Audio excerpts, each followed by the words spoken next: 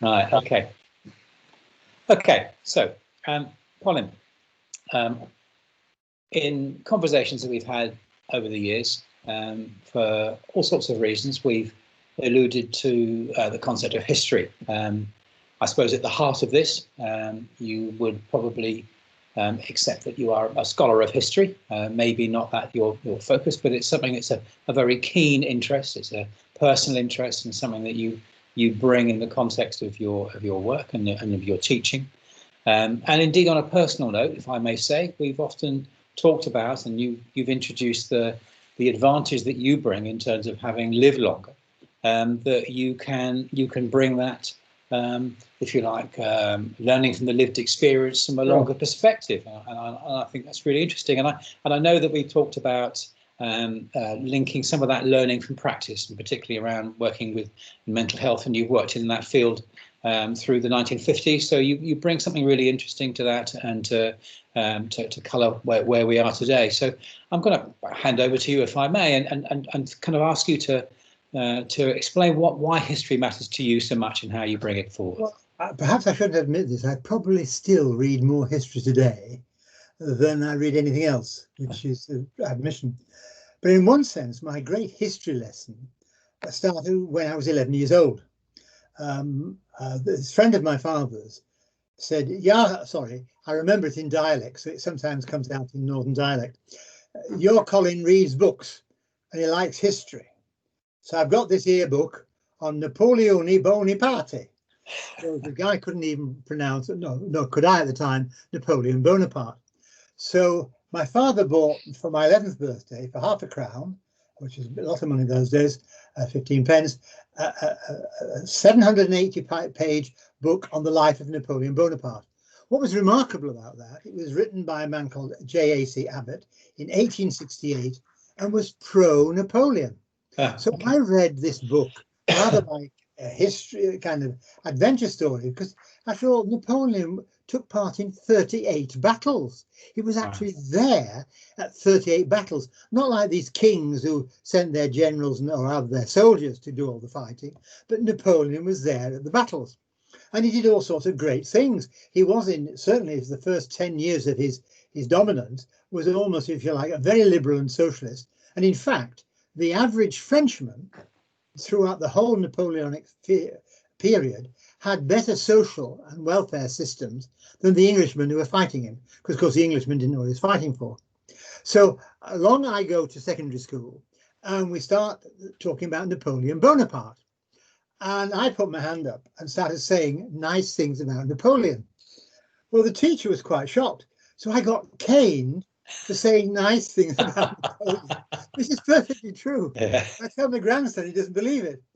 Now, at the time, I couldn't understand it because I'd read it in a book. Now, I was like everybody. If you've read a book, you believe it. Because one of the things a scholar does, the scholar reads many books and suddenly realizes there's many points of view. And what that taught me, Richard, was just invariably 2 points of view for history. I could talk about the First World War and say, you know, Germany was very badly treated because they weren't entirely responsible for the war. And of course, we British and French kept the war going so we could gobble up the Ottoman Empire. We doubled our empire at the end of the First World War. People don't think of that. I can tell you about the atrocities Britain did in India, in Africa, even in the Second World War. It's not a palatable fact. But the Allies, the British and Americans, killed more German civilians than we killed soldiers with our bombing. You know, when you actually look at the occasional shot of the Second World War, seeing the cities literally for miles obliterated, and we did this, etc. So history is important. And you've alluded to my age. I think what I've been advantaged about, lots of older people of my age can remember various things, but because I've been an academic, because I became an academic, I would say, because I wasn't originally an academic, I've been able to reflect back. And one of the benefits of older years and maturity is you can look back at an event which was you took part in, was exciting. You know, when I first discovered sex, my generation was the first generation to discover sex. Obviously, we in the 50s discovered it. Nobody else had discovered it until that time. You can then look back and realize it and put it in perspective. So fast forward, if you like, I went into the National Service and to the Royal Air Force, and I want to link it with two odd things. We men suffer from sexism. You know, we were bred to be little warriors. In my childhood, you were taught, so little soldiers don't cry. Men did not express feelings. You know, the most you did, for example, in the 50s and 60s, even at a cup final, chaps used to shake hands and might pat each other on the back. And when we saw all these continentals hugging and kissing, we had nothing but contempt for these. But now footballers, I mean, my God, it's a rugby scrum when they scored a goal, and all those bodies coming together. I mean, it's bizarre when you look back, etc. But what was interesting about my time in the Royal Air Force, this is important because if you've been in the services, you learn hierarchy. Mm-hmm. So I'm going to boast, I was a full-time established corporal, like Hitler and Napoleon. You know, Hitler was a corporal, Untergereiter, and Napoleon revelled in the nickname our little corporal. And that meant when I was 19, I was made a corporal at 19, and I could say to half a dozen lads, 100 lads, come here, stand up when you speak to me.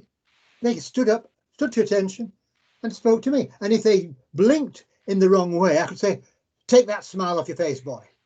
And I say, come here, and they came and say, go. That means there's no questioning. So it's now 1956, and I've been transferred to Cyprus. Now, part of my job in the Air Force was I was trained to bring back casualties from a battle zone area where the casualty clearing station couldn't deal with them, and we had to get them back to hospital. And this was known as casualty air evacuation. Okay. And we suddenly realized there's a whole crew of us on the island of Cyprus. There was a flight sergeant there who had got ribbons from the Second World War and said, they're summing up. He said, I've never seen as many RAF medics since D-Day. Then I noticed that there were French colonial troops in a British colony. And I said, this is unprecedented. And my officer said, Pritchard, shut it. You've read too many books. You know, and so forth. Even though I couldn't pronounce some of the words. So much for free speech. So much for free speech. And then we were told that Egypt was bullying little Israel. Now, all of the lads, I was then 20, all of us very well remember the Second World War and the Holocaust. So we're all supporting Israel.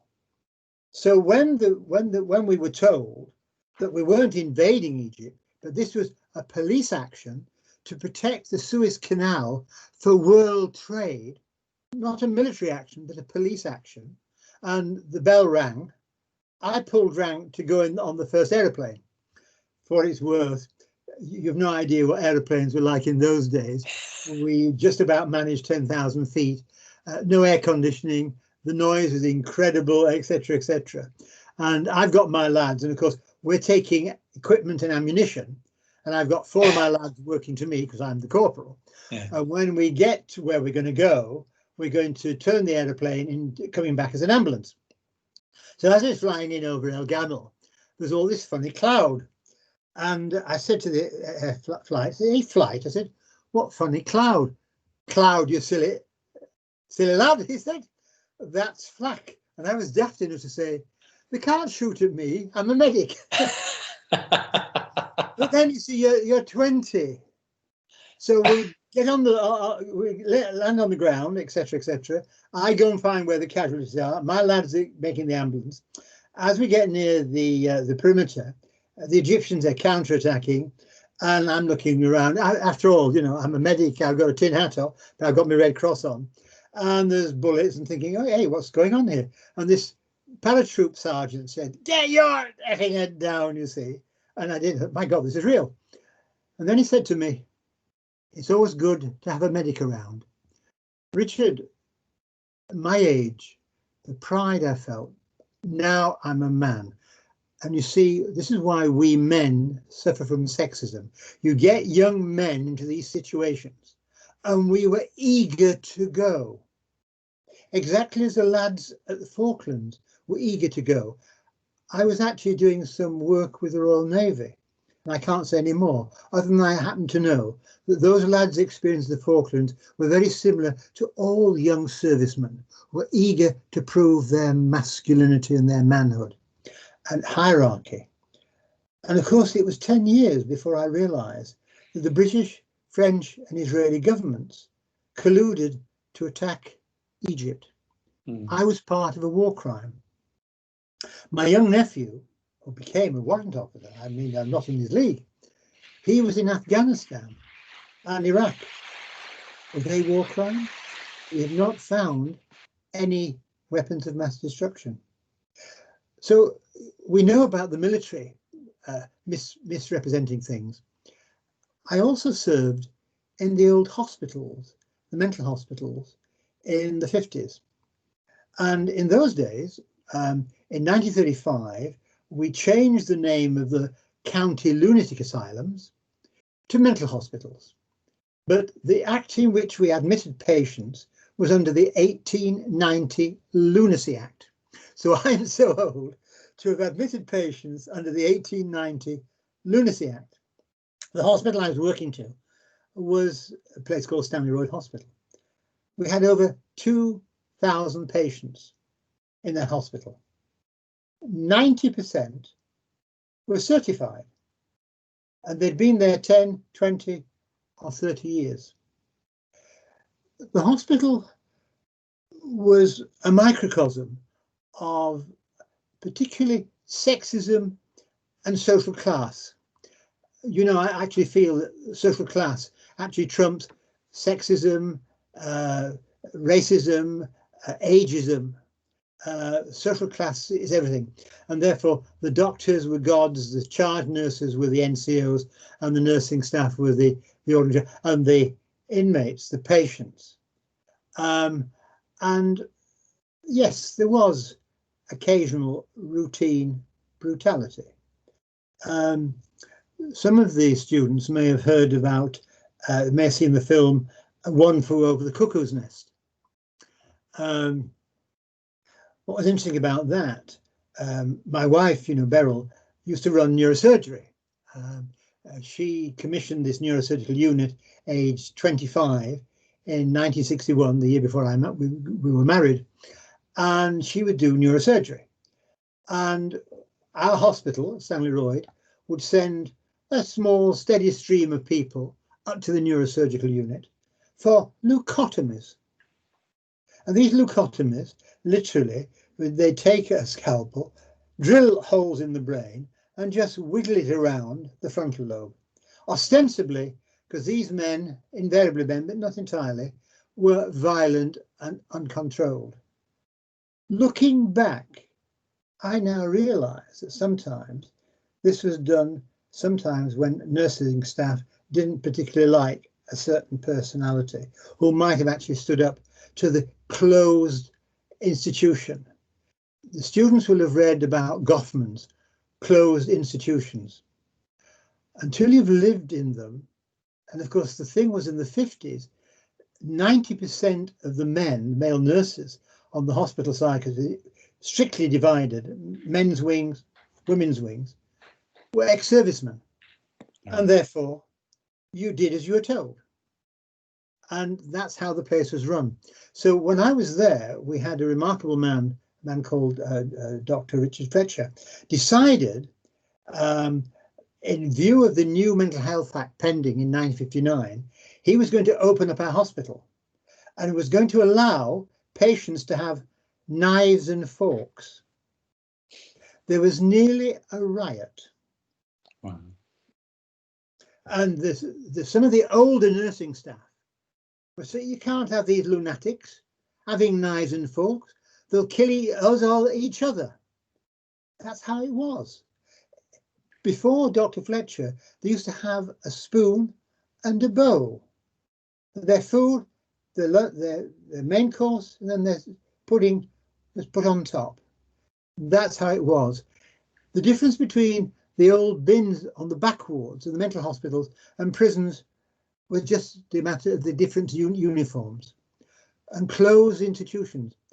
And the worry about that is what J.P. Martin talked about. Chronic care leads to the erosion of care. Right. This is why sometimes we have in some of our old people's homes the erosion of care. We have problems in this century with people being looked after in long-term care in institutions or units for learning disabilities. But thinking fast forward about this masculinity bit, I became a psychiatric social worker, which was a bit unusual because, as you know, I left school. I had a turbulent background. It doesn't really matter. But I finally got into universities and was trained in the medical school at the University of Manchester, which I'm rather pleased of, because you see, fortunately, it wasn't one of these unilateral kind of unidimensional units. In the old days, we had the Freudians just doing Freud, and I'll sometimes tell you about where Freud is wrong most of the time, but we had a mixture at Manchester. And I remember going back to Castleford, which is a mining town. And there I saw my old mate. I know you wanted me to talk about Tommy Jarvis. Tommy Jarvis, yeah. Tommy Jarvis. The thing about Tommy Jarvis, he and I were good friends at school. Now, Tommy was all that I wasn't. He was outgoing, etc. He was a brilliant athlete, had superb physique, etc. And he was highly intelligent, as intelligent, if not more intelligent than me. And this is why we became friends, because we're two bright lads together. So when he was choosing the team, he chose me at number 9. You're no good, Pritchard, but you'll be reliable. And what Tommy did, he knew I loved cricket, which of course, as you know, is my religion. And he taught me that every team needs a Trevor Bailey, my generation, a Jeff Boycott, or a Stonewaller. So I had no ability, lots and lots of application. So I was indebted to Tommy Jarvis because I played league cricket for 10 years and never hit a 6 in the whole of that time. But as an opening batsman, as an opening batsman, yeah. Opening batsmen don't hit 6s, you see. That was my view. I was the anchor man. And Tommy sees me and says, "Tommy, Colin lad, how's it doing?" So I said, "What are you doing, Tommy?" I took him for a pint. So I'm a cutter at Glasshoughton Colliery, that's the coal mine.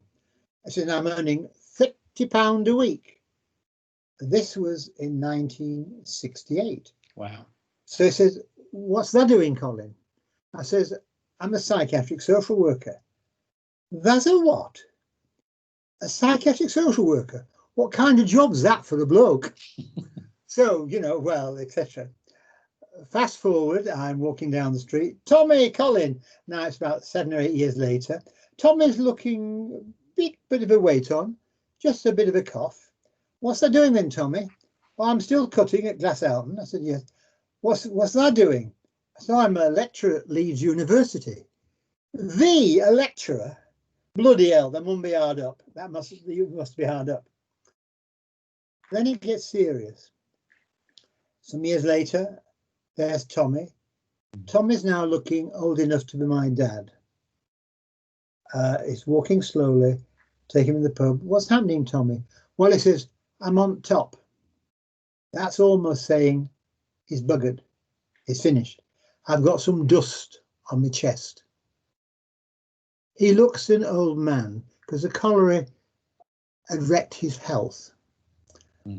And he said, "So what are you doing, Colin?" I thought, oh dear. I said, "I'm a professor at Southampton University.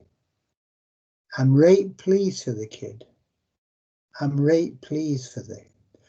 One of the things that drives my social work ideals is recognizing the amount of excellence in unexpected places, the amount of unexpressed ability, talent, possibilities of human lives. And so often social class nips it in the bud. And this is, You know, I think of Tommy Jarvis. Tommy, of course, has been dead, 30 years.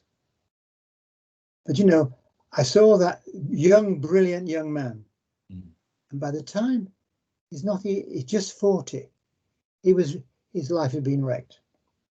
And then, of course, what do we say?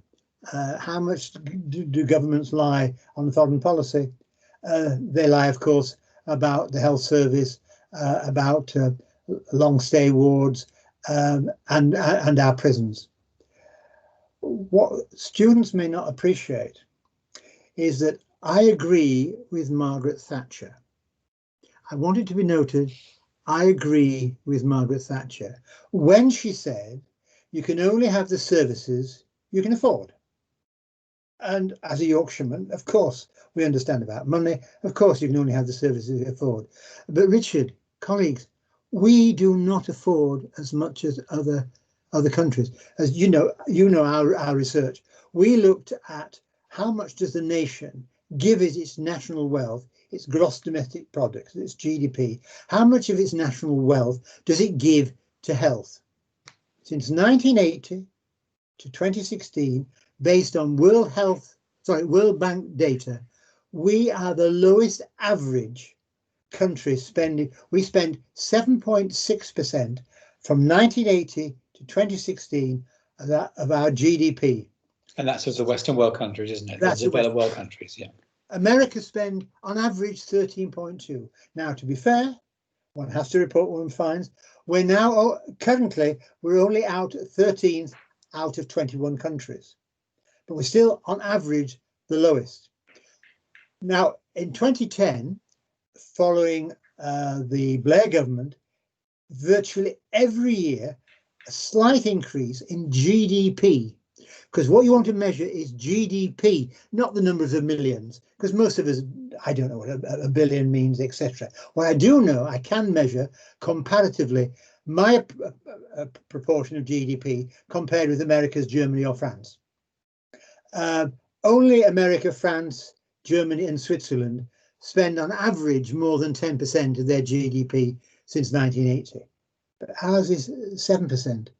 In real terms, that's a third less. A third less. And what happened?